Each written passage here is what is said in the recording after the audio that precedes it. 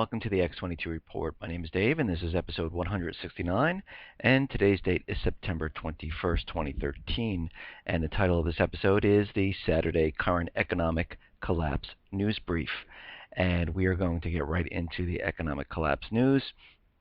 We're going to go out to Cyprus right now, and there is a report that Cyprus will contract an additional 13% in the year 2013 to 2014.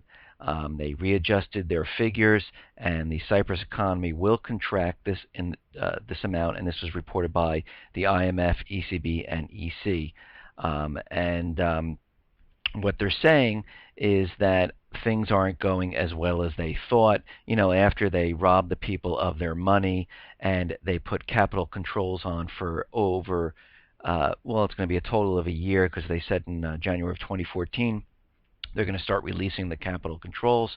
But they told their people when they did the bail-ins it was only going to be 2 weeks, and then they said 2 more weeks, and that was 4 weeks. And here we are going in, 200 days or so. And because of all of this, the pressure on the banks, the balance sheets, already hurt by 30% of their loans being classified as non-performing, and it led to a sharp contraction in credit supply. Mortgage lending also suffering from the effects of the recession, and they were down 3%, and consumer loans by 7%. And we can understand why all this is happening. You freeze people's accounts. You don't let them take the money. You don't let new accounts to be open, and I think recently they did allow that, but you can't. All the capital controls are in effect. So why would you put money into a bank when they froze everyone's money? They stole 47% of it, and you still can't take your money out, and maybe they'll let you do this in 2014. It makes no sense, and everyone's shocked that the country is not doing as well as they thought that it was going to do after they took the money from the people. And they're seeing double-digit unemployment. They're seeing small businesses go under, and things are not looking good there. And the same thing is happening in Greece, where they have double-digit unemployment. The government needs 1, 2, now 3 bailouts, and to get these bailouts they have to lay off 25,000 people, and this does not make the economy better. So now these countries have more debt, more interest payments, less revenue. They can never get out of the mess because of the way the private Western central bankers work. And if we go back in time, the way it works is very simple. The governments borrow, let's say $1 from the central bank, and the central bank says you owe me $2. Well, where do you get that extra dollar? It doesn't exist. So what do they have to do? They have to go back to the central bank and say, all right, give me that extra money. This way I can cover what I owe you, but then you owe more. It's a never-ending Ponzi scheme that you can never win at this game. It is impossible. And this is why the countries continually dig the hole deeper and deeper and deeper. You can never get out of it. It's like a family who makes a constant $50,000 a year, and now they're $100,000 in debt, and they take out another $20,000, but they have the same revenue coming in. They can never pay any of that money. It's impossible. And they keep taking out more debt to cover the interest payments, but their revenue stays static. It's a no-win situation, and we're seeing this all over the place. And we're seeing this not just, Europe, they're in a recession/depression. Europe is at 12.1%. Most of the countries are in high double-digit unemployment right now, and we're seeing that real estate is starting to plunge. Here in the U.S., we know mortgage applications are starting to plunge. And again, there is a lag of when it shows up in sales. The things that I'm telling you today are going to show up a month or 2 down the line. So when mortgage companies like J.P. Morgan, Citibank, Bank of America, Wells Fargo, 1-800 East West Mortgage are either closing or laying off thousands of people, it's because they already know what's happening in the future, and they're taking precautions and getting rid of the people now. All those realtors and the small mortgage person who's still working at his desk making these refinance loans and these realtors going out, all they see is what's happening right at this instance. They don't see mortgage applications because it didn't hit them yet. But when it does, they're shocked. What happened? And we saw this back in 2007 and 2008. The same thing happened. Realtors were, everything was going great. But if we look back, we saw mortgage applications plunging ahead of time. We saw there was a subprime problem ahead of time. But guess what? The everyday working person who was in the mortgage industry, who's doing real estate, never saw a thing. And I remember in 2008, I went into Bank of America and I spoke to the people there and I said, "Oh, how's Bank of America doing? They're doing all right? Oh, we're doing fine. We don't have any of those troubles that those other banks have." Because you know why? They have no clue of what is really going on. All they know is what they're being told and what is happening at that instance. And guess what? 3, 4 months down the line, Bank of America, one of the biggest ones that had a problem. Now, we're seeing problems all across the U.S. with, again, housing. We're seeing retail stores are closing. Retail sales are declining. And here is some more evidence. Now, during the Christmas season, the holiday season, people spend money because it's the holiday season. They want to buy gifts for everybody. And usually you bring in a lot of workers into the retail store because it's going to be very busy. They stock up like crazy, but we're already seeing, and I did this a couple days ago about a report saying the holiday season's not going to be that great. Okay, the future, they're looking down the line and they're saying, it looks like it's going to be a tough holiday season. Well, Target is hiring 18,000 fewer temporary holiday workers right now. So they normally have 88,000, okay, that work during this holiday season, and they're only going to have 70,000 people working. Now they're saying it's because the full-time employees, they really want to get these extra hours. But when you really come down to it, what it is that they saw the back-to-school time period of when all the children were going back to school and sales were in a decline at that time. And they're seeing that this holiday season is pretty much going to be the same, and they are realizing it's not going to be strong, and this is why they are not hiring the amount of people that they normally hire. Because let me tell you, if this holiday season was going to be fantastic, believe me, they would be hiring those 18,000 people. It's not like, there's a couple of people there that want to get extra hours. This is 18,000 people that are not going to be hired for this holiday season. And it goes on to say that other stores like Kohl's, Macy's, and other stores like that are looking into and might be reducing the amount of workers that they'll have during this holiday season. And that is a sure sign that there are problems. There are things that are not going well. Now, moving on to this Navy Yard mass shooting, we see the Congress, they're trying to push the gun bills that are pending in the Senate. And there's already a petition that has started, and when it reaches a certain number, I think it's 100,000 signatures right now, the president needs to look at it. And what the military people are saying, if they were allowed to have concealed carry, they could have potentially stopped the shooter at Fort Hood and the Washington Navy Yard. And this is a very strong case here because they are not allowed to carry their weapons inside there. And think about it.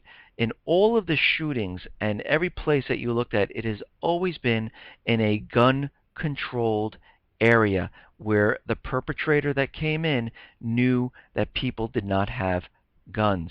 And if people did have guns in these areas, they could have potentially stopped them from doing what they have done. And what's interesting is that when President Obama first came into office, he set up this "We the People" petition platform. And back then, I mean, there were petitions like, what is the beer recipe of the White House? And for him to look at the petition, it had to be 25,000 or more signatures. Since that time, and the petitions that are coming in now are completely different. They have raised the number of signatures up to 100,000 signatures, and after 100,000, then Obama would take a look at these petitions. And I find it very interesting because there are a lot of petitions out there that have nothing to do with beer recipes, cake recipes, or how they cook their chicken. And so that is very interesting that they had to raise the number of signatures because they didn't want to bother with these type of other petitions coming in. Now, the FBI is out there saying those people who have conspiracy theories that don't agree with the 9/11 official story, that are Second Amendment oriented, who have libertarian philosophies, that fear Big Brother or big government, and they are also for the declarations of constitutional rights and civil liberties. These people are considered domestic type of terrorists, and they are put on a list. And really, what they're saying is that these are, I should say, potential domestic terrorists. And we have to remember that FBI, DHS, TSA, FEMA, NSA, all these different agencies, they are not put into place to keep all the American people safe. They are put into place because they understand a collapse is going to happen. And if the government cannot cross the T's, dot their I's, and get things done the way they want it done, they are going to have a huge problem. Now, I've said in my other reports that they are waiting for different events to happen, and they're waiting for a war to start. Now, they thought, this chemical attack propaganda was going to work. They thought they were going to get the war started. They brought all the ships over. They had troops trained. They have the underground base, CENTCOM, all set up, and everything is sitting there and waiting. And they really thought they were going to get the war started. And they also needed to get these pending bills in the Senate passed. Now, it doesn't mean they're going to go out and confiscate everyone's weapon as soon as they get these laws passed, or if they get CISPA passed in the Senate, because we understand they're all pending, and they're going to have false flags events to pass these. They want them passed, so now moving forward, they feel they have the law behind them to confiscate the weapons if they need to do it, because otherwise the Second Amendment stopped them. But they think these laws override the Second Amendment, which they don't, but they believe they have the law behind them, and they need these to be completed before the collapse. And they need especially to get the war started, not to cover up the collapse in a way where, oh, the collapse disappears. The cover-up is they blame it on someone else. The collapse is still going to happen, but they're just going to blame it on someone else. Now, Syria has met the deadline to submit chemical weapons list, so they're doing their part, and they're having this done and in accordance for what is going on with the U.S., Russian, and Syria discussions on how to get rid of the chemical weapons. But you have to remember, they're just going along with this, and they really don't want to go along with this. They want the war to start, and they're planning on it in many different ways. We have Netanyahu meeting with the president on September 30th. And we see other things happening around the world. Al-Qaeda is saying that they're going to attack the U.S. With terrorism. We understand that they have already made the case that Al-Qaeda now is very hard to track because they've broken into lone wolf groups, and they're spread, and they're already in the country, and they're spread inside the country, and they can't keep track of them.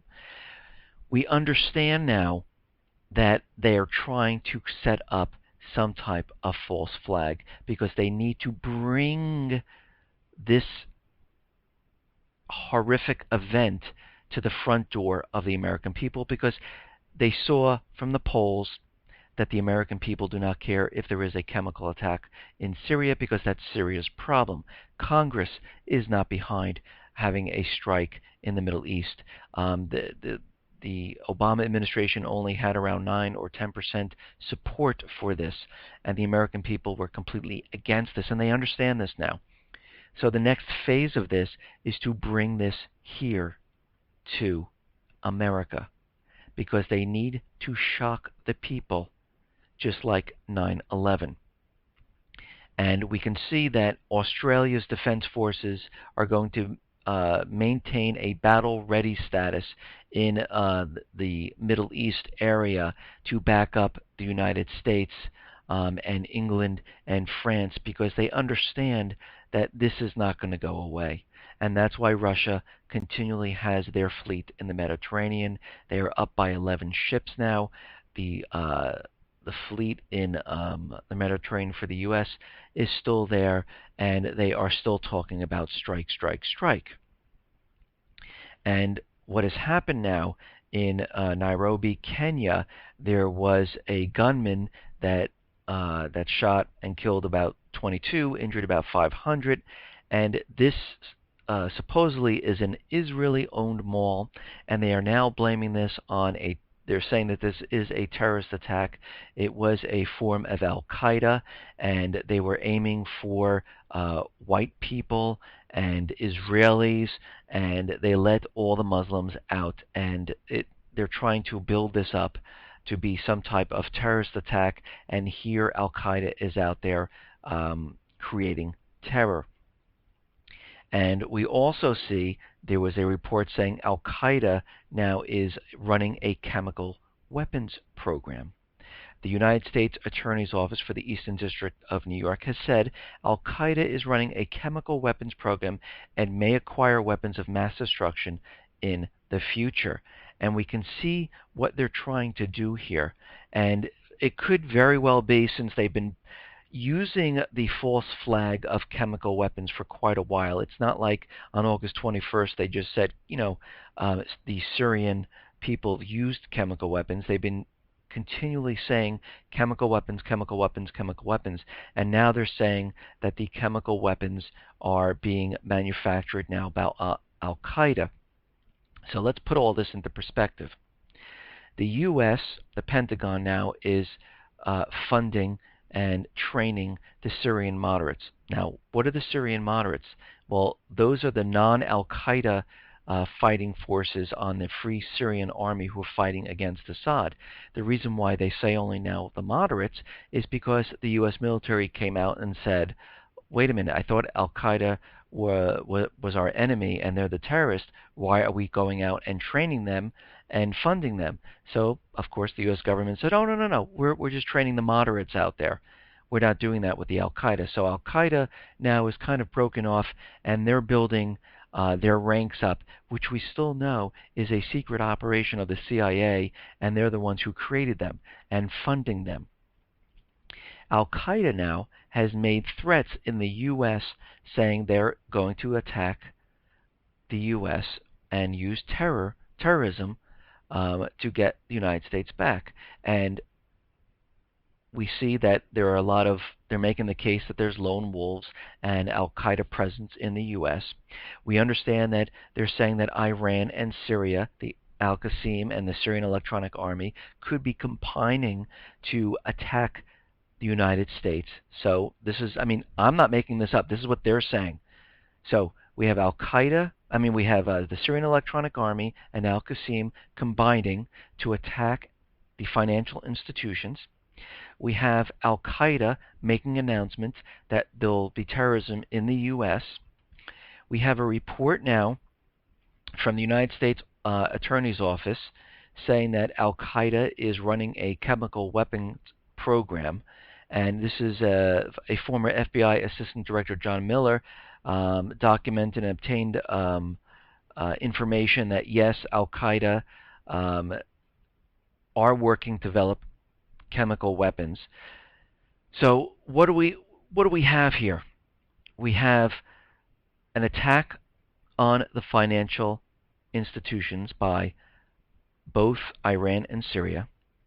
We have Al Qaeda saying that they're going to attack the U.S., and we have Al Qaeda developing chemical weapons.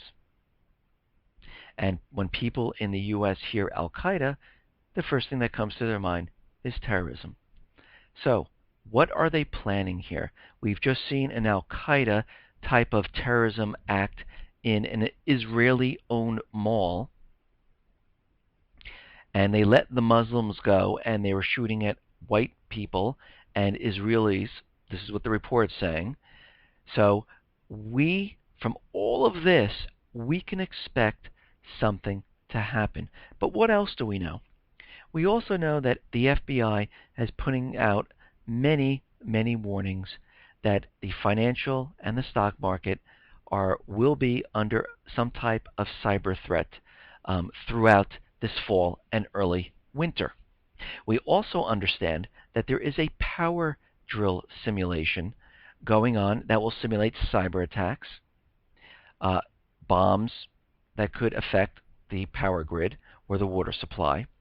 They've been telling us about cyber attacks for over a year and a half, up to 2 years now, and they are building the case for this. So we can see how all these pieces are starting to fit together. And this FBI agent, Austin Berglass, I guess I said his last name correctly, was interviewed, and some of the questions were very interesting. And one of the questions are, what's the one emerging cyber threat on your radar that is the most alarming? What keeps you up? Destructive capabilities of certain nation states, and the ability for these nation states to hit and destroy the financial industry. The ability for these nation states to hit the power grid and the infrastructure. The other question, given the growth of cyber attacks and crimes hitting major U.S. banks and Wall Street firms, how worried should average Americans be about the safety of their savings and investment accounts? And he went on to say, as long as these major financial institutions are making customers whole so that if someone gets their bank account compromised and the company is accepting losses and making them whole, that would comfort me as a consumer. But that's not to say that down the line, maybe banks are going to determine that if it's the end user's responsibility, they click on some sort of malware or fall victim to a phishing scheme, or if the banks get hit by a major cyber attack, that the banks are not held responsible, that the individuals will be responsible. And if you look at a lot of the terms of service agreements, a lot of them now say that they are not responsible for cyber attacks, malware, and things of this, riots, war. They are not responsible, and you cannot hold the CEO or officers or representative of the banks responsible if you lose money in the banks.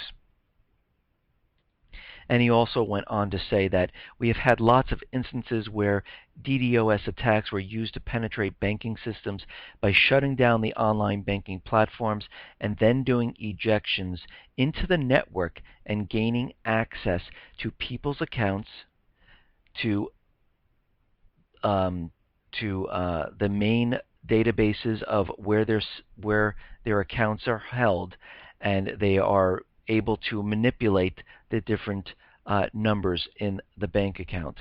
And we can see this by many different types of malware and viruses, that they can be held dormant in these banking systems, in Wall Street, in the financial institutions, and be called upon when needed. And that brings me to the point where we have seen many, many glitches in NASDAQ, in the Treasury system, when Goldman Sachs was trying to purchase treasuries.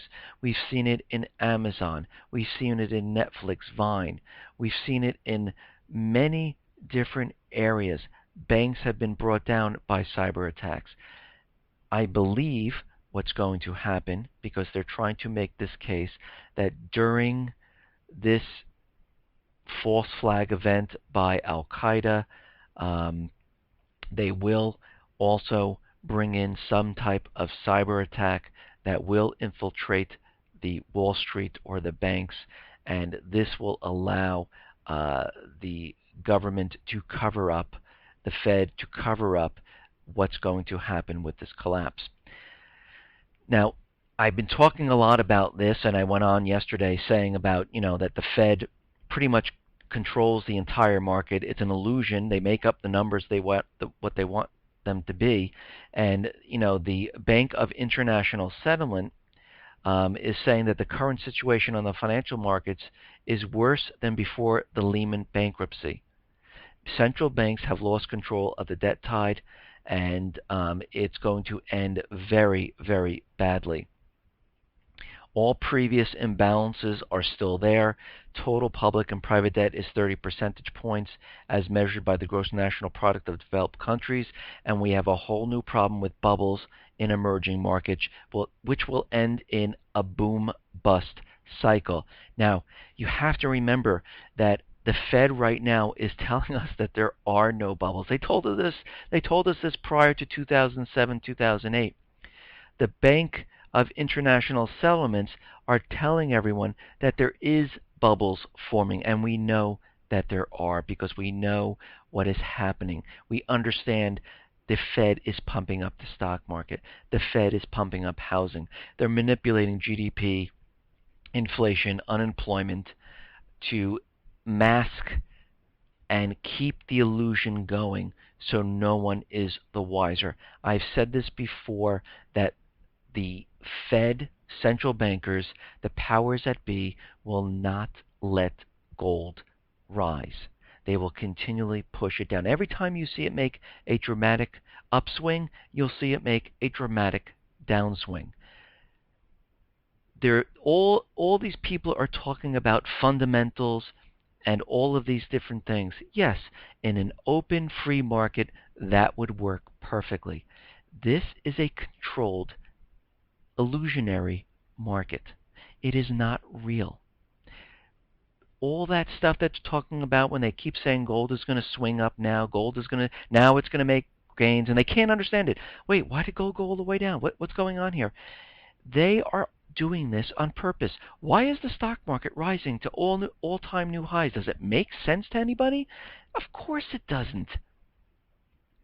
All of these things are being done by the Fed.